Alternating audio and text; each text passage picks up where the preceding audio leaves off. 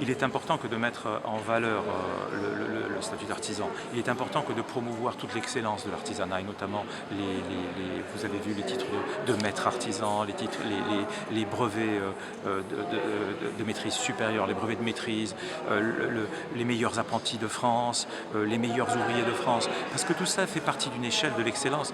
C'est-à-dire que l'on démarre, on est apprenti dans l'artisanat, on apprend le métier et puis au fur et à mesure ça peut nous mener, je dirais, à ce que vous avez vu aujourd'hui, c'est-à-dire à des titres de meilleurs ouvriers de France qui symbolisent ce qu'il y a de meilleur dans l'artisanat. Pourquoi? Parce que c'est la résultante de beaucoup de sacrifices en dehors des heures de travail, beaucoup de technicité, un savoir-faire incomparable, parce que nous avons beaucoup travaillé sur les gestes, nous avons beaucoup travaillé sur la technicité et on réalise des choses bien forcément qui ne sont peut-être pas à la portée de tous les artisans, parce qu'on s'est entraîné pour le faire, c'est ça qui est important.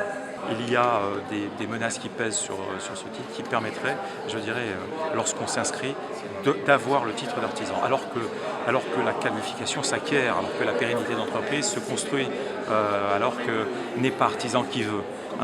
Ça ne s'improvise pas.